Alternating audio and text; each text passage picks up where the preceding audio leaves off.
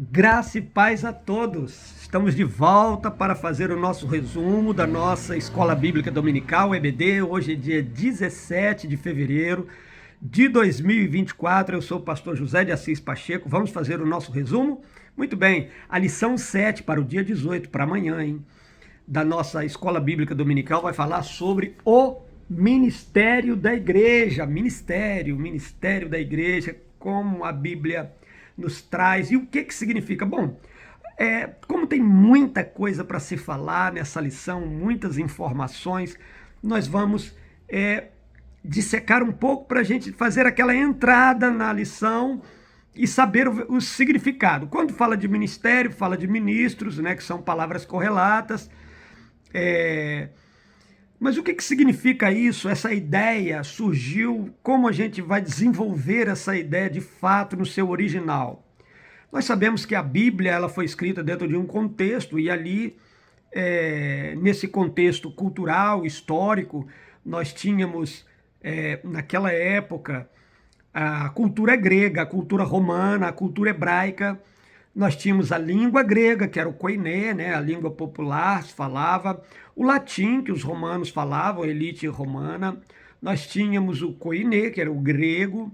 Tinha o hebraico e o aramaico também. Então, todas essas línguas com as suas culturas e os aspecto cultural e geográfico, tudo isso envolveu. Tudo isso deu um significado nas escritas, não só dos evangelistas, como também dos apóstolos. Por que eu estou dizendo isso? Porque eu quero mostrar para você o que significa ministério, né? O que significa ser ministro. Uma das palavras que vem ao nosso encontro, quando nós observamos a palavra ministro, né, em primeiro lugar, é ruperetes, ou rupereta, que significa o que quer dizer isso, né? Muito embora hoje tenha surgido ministro de louvor, ministro de música, ministério de adoração e vários ministérios, né? E também os ministros, pastores, obreiros que se consideram, né, que são considerados ministros. Parece que essa palavra ela dá assim um plus, ela dá um certo estrelismo, né? Vem chegando o ministro, parece que dá um certo estrelismo na pessoa, mas não é nada disso, na verdade, que a palavra no original significa operetes, ou opereta, ou ruperetes, né? Que é uma palavra grega, significa nada mais do que um remador subordinado.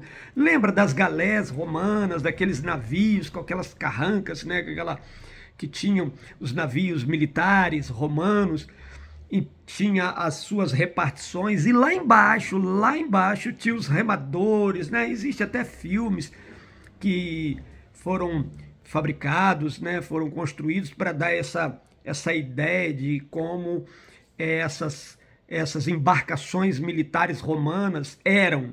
E aí lá embaixo, né, quando havia um comandando, batendo bumbo para marcar ali, né, a rapidez dos remadores, e aqueles remadores lá embaixo das galés, das embarcações, eles eram remadores subordinados e muitos deles debaixo até de severos exigências, chicotes, etc.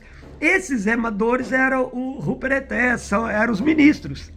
Então, na verdade, o ministro hoje é o remador subordinado, é aquele que tem a ideia de servir, né? A ideia de ser esse remador inferior. Já estou quebrando aqui um pouco essa ideia de estrelismo, né? Olha aí, ó. Para quem quer ser ministro, pensa na ideia de ser subordinado, de ser um remador, daquele que coloca ritmo na embarcação, aquele que leva a embarcação no seu ritmo, se vai acelerar, se vai diminuir um pouco, mas são esses ministros, remadores subordinados que vão dar toda essa ideia de produzir e tocar essa embarcação. Então, a gente já vai desmistificando essa ideia do brilhantismo, da estrelismo, para os ministros. Ministros, na verdade, são aqueles que servem. Outra palavra grega muito comum é o diáconos, ou diaconeo, né? O diáconeo é o serviçal, aquele que serve, aquele que está pronto e preparado para servir. Uma outra palavra grega também utilizado é o doulos, né, que significa servir como escravo. Então, tudo isso para a palavra ministério, né? Então, ministro ou ministério é aqueles que estão com o coração serviçal, com o coração pronto para servir, sem questionar, sem bagunçar o coreto, sem ficar discutindo, sem ficar resmungando, sem ficar murrinhando o ministro. Não, o ministro que foi chamado por Deus é aquele que submete, é o remador, é aquele que serve com o coração, até um coração escravo, aquele que quer servir a igreja sem questionar nada, ele é apenas um serviçal e ele toca o evangelho, ele toca o trabalho da igreja para frente. Isso é ser ministro. Bom, partindo daí a gente já tem uma ideia do que é ser ministro, né? Acredito que de repente alguém ouvindo esse áudio, esse vídeo, vai pensar duas vezes em ser um ministro. Mas ministro é isso, pessoal. Olha só, o texto áureo utilizado é aquele de Efésios capítulo 4, 5, onde a gente encontra a mão de Deus. A minha mão está até machucada aqui. A mão de Deus, né? A mão de Deus. Então, Efésios 4, 11 está dizendo, e ele mesmo deu uns para. Quem deu? Deus deu, ele mesmo.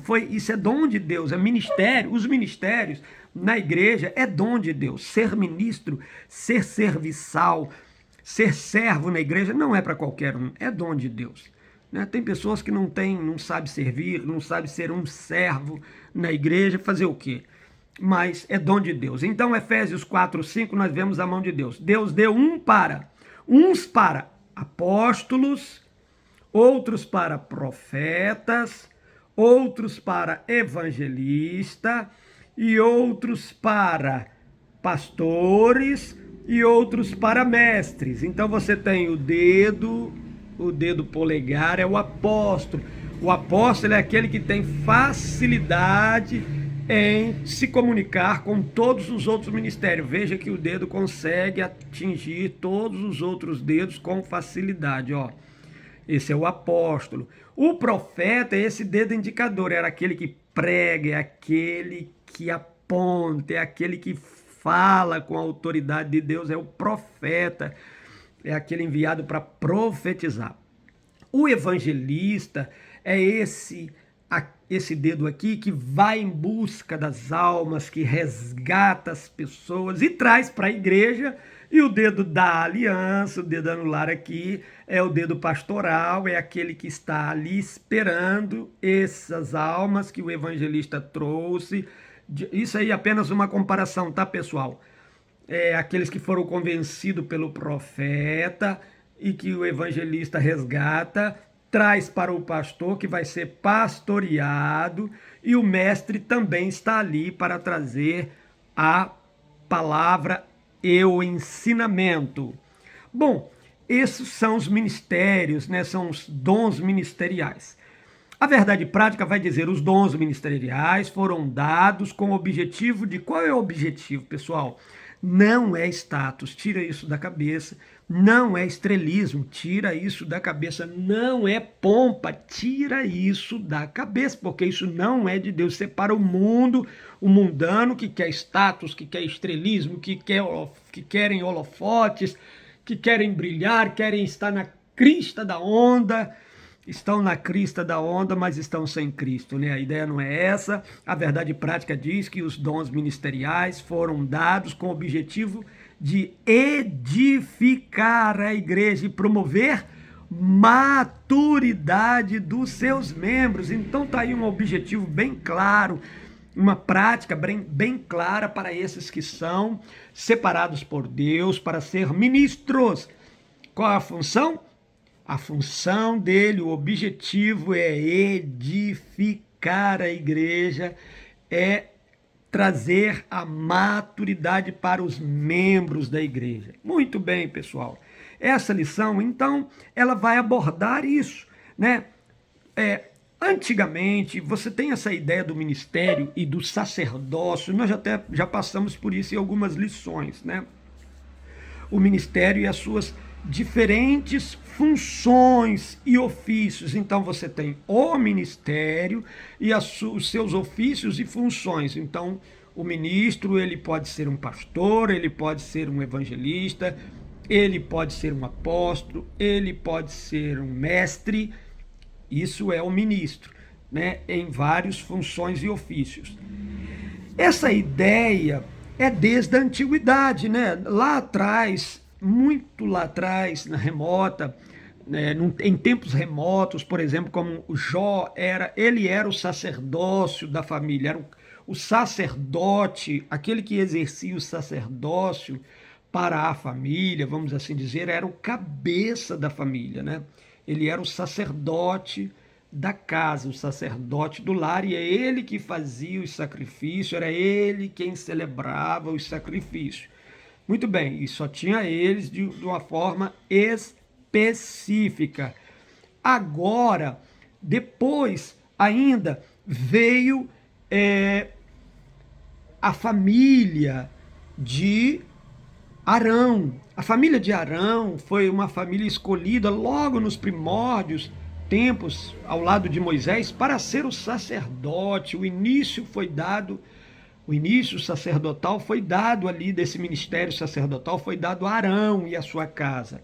Então, ele fez e ministrou, ele foi o sacerdote. Depois, Deus chamou uma tribo, expandiu esse ministério para uma tribo. Veja que Deus está expandindo o ministério, né?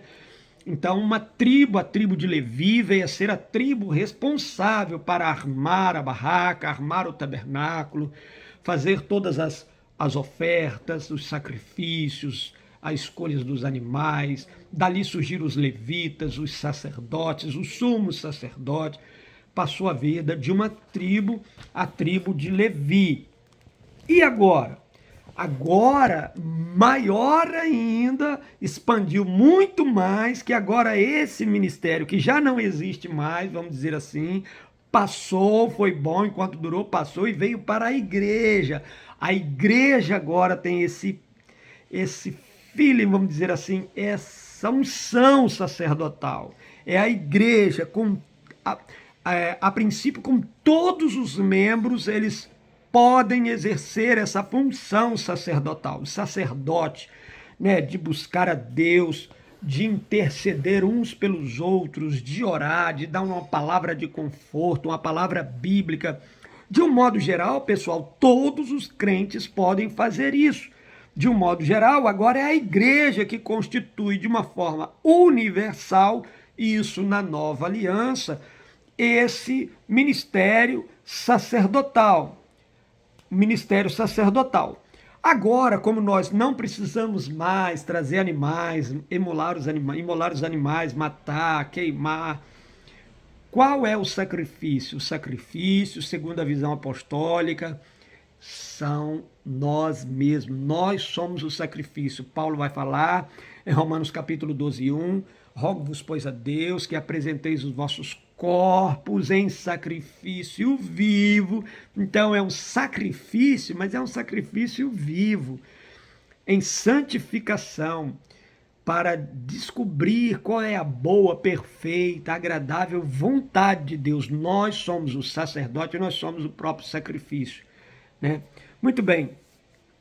E o tempo passa e nós sabemos que houve aí uma ideia muito contrária dos apóstolos, com a morte dos apóstolos e alguns homens de Deus, servos do Senhor ungido, com a morte deles, a passagem deles, já não tinham mais alguns pregadores. A igreja entrou numa situação, principalmente através do catolicismo, que considera o Papa como o vigário de Deus. Ele é o único sacerdote. E os padres exercendo a função sacerdotal. Então, no catolicismo, essa ideia está apenas restrita ao sacerdote supremo, que é o Papa, na visão católica, apostólica romana, e os padres para exercerem o sacerdócio.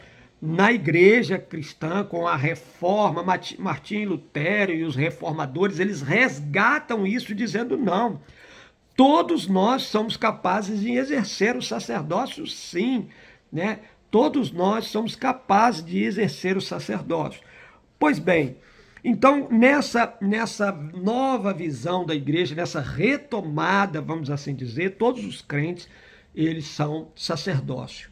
Todos os crentes podem orar, todos os crentes podem buscar o Senhor em benefício de outros. De qualquer forma, ainda a Bíblia assim, no livro, na carta de Paulo aos Efésios, capítulo 4:11, que nós acabamos de ler, existe uma estrutura ministerial no Novo Testamento, dizendo que Deus deu um para apóstolos, Deus deu, tirando do povo, né? Deus deu uns para apóstolos, outros para profetas, outros para evangelistas e outros para pastores e mestres. Isso de uma visão, vamos dizer assim, específica. Nessa estrutura do Novo Testamento, existe sim alguns que são chamados para exercer a função pastoral. Não são todos, né?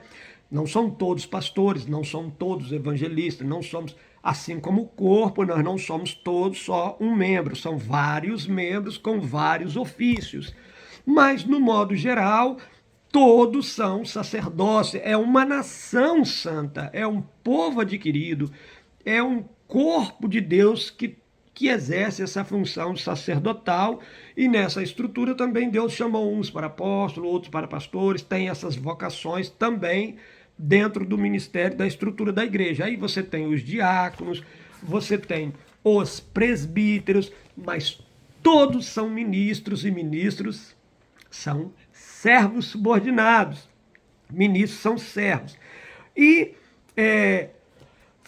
fala-se sobre o presbítero, que é o ancião, que supervisionava a igreja, o diácono, como eu já falei, aquele que serve as mesas, a mesa pastoral, a mesa da ceia, a mesa dos irmãos. O diácono é aquele servo que ajuda muito na administração. Meu Deus, como a igreja está precisando de bons diáconos, pessoas que estão prontas para servir a mesa pastoral, servir a mesa da Santa Ceia e servir a mesa social. Isso, todo mundo servindo, mas tem esse tipo de gente que, de uma forma sublime, faz esse trabalho maravilhoso. E às vezes, quando nós, pastores, tiramos alguém do diaconato e colocamos ele, por exemplo, ao presbitério ou levamos ele a ministro, é possível que, se não houver um verdadeiro chamado para essa obra específica, é possível que esse diácono não faça, não exerça essa nova função com tanta maestria, com tanto amor, como exercia lá no seu diaconato. Por quê? Porque Deus o chamou para diácono. Então temos que ter muita cautela na hora de tirar alguém, na hora de conduzir alguém do diaconato, por exemplo, para o presbitério, ou para o evangelista, ou para pastor. Então tem que se sondar muito, tem que ter muita firmeza na vocação e no chamado para essa função.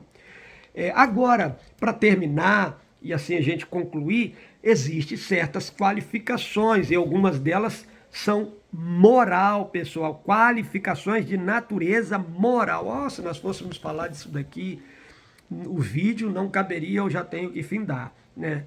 Senão fica muito pesado. Mas pessoas que são pagadores, pessoas que têm uma vida ilibada, né? Isso tudo precisa, o pastor, o ministério precisa ser homens assim, precisa estar como pastor, exercendo a função pastoral, ou evangelista, ou apóstolo, de pessoas que têm moral, uma vida secular, quase que intocável, né? Uma vida ilibada, que não exista nenhuma acusação válida sobre ele, alguém que possui que sabe administrar suas finanças, que sabe administrar sua casa, que cuida da sua esposa, que cuida dos seus filhos, que tem cuidado com os membros da igreja, que sabe lidar com as crianças da igreja, que sabe lidar com as mulheres da igreja, com os anciãos da igreja. Tem que ser uma pessoa de Deus, tem que ser uma pessoa chamada para o santo ministério. Mas essas características morais precisam ser vasculhadas, precisam ser pesquisadas, precisam ser encontradas, perseguidas, para que essa pessoa venha ao santo ministério. Não joga qualquer um não, porque senão vai ter um ministério censurado, pessoal, a igreja vai ficar falada, os membros vão se escandalizarem.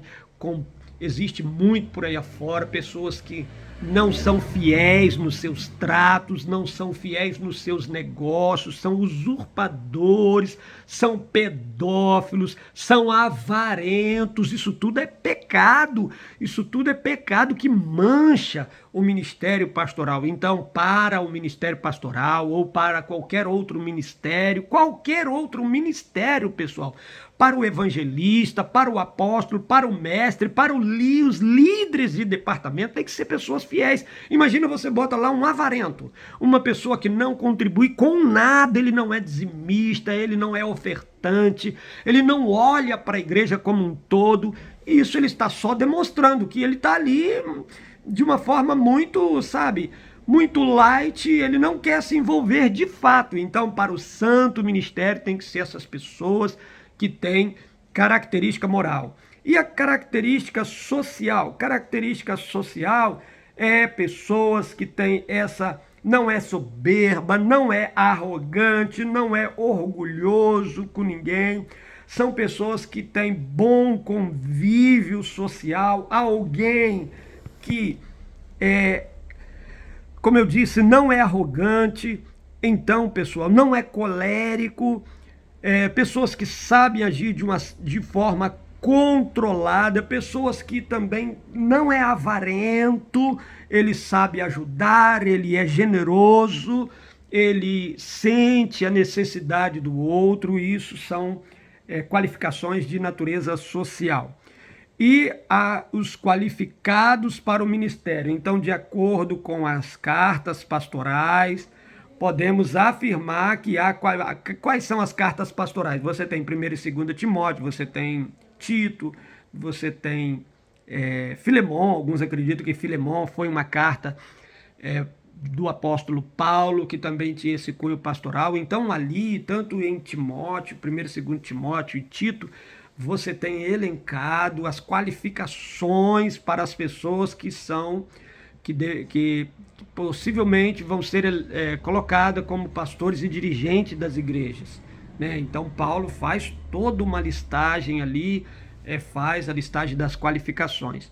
E todas elas, ou quase todas, salvando uma ou duas, todas diz respeito à moral, diz respeito ao subjetivo, diz respeito ao aspecto da alma do ser humano, da alma daquele candidato a ministro. Então, pessoal, é isso. Deus abençoe a nossa vida.